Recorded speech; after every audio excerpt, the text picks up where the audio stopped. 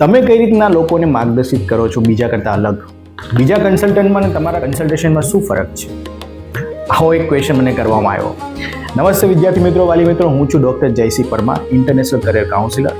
Last વિડીયોમાં મેં જણાવ્યું હતું કે સુરતની એક વાલીની દીકરીએ 388 માર્ક્સના સ્કોર હોવા છતાં પણ એ જોર્જિયામાં એડમિશન લઈ લે છે, જેને મથુરામાં એડમિશન મળી શકતું જો એને યોગ્ય માર્ગદર્શન મળ્યું હોત તો.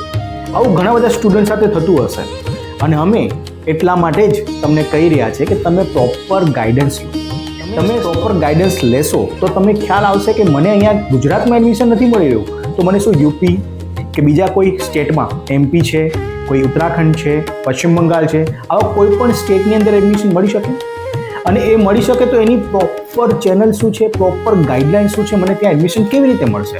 તો એનું ગાઈડન્સ અમે તમને આપીશું. સાથે સાથે જો તમને અહીં એડમિશન નથી મળી રહ્યું છતાં પણ તમારે MBBS કરવું છે તો બહાર એવી કન્ટ્રીમાં જવું જોઈએ જે કન્ટ્રીના નિયમ આપણા કન્ટ્રીના નિયમને લાગુ પડતા હોય.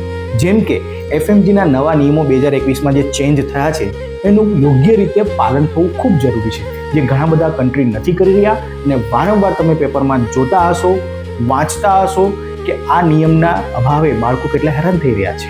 તો આ NMCના નવા રૂલ્સ એન્ડ રેગ્યુલેશન શું છે એનો તો એક અલગથી હું તમને વિડીયો બનાવીશ, ત્યારે તમને માહિતી મળશે. પરંતુ જો તમારે એડમિશન લેવું છે તો ઇન્ડિયા અને ઇન્ડિયાની બહાર કઈ રીતે એડમિશન મળી શકે છે, એનો ટોટલ ખર્ચ કેટલો છે, આ બધી જ માહિતી અમારી ટીમ તમને આપશે. તો અમારી ટીમ સાથે તમે જોડાયેલા રહો. યોગ્ય માર્ગદર્શન સાથે તમને તમારા MBBS બનવાનો ડ્રીમ અમે પૂરું કરીશું. Thank you.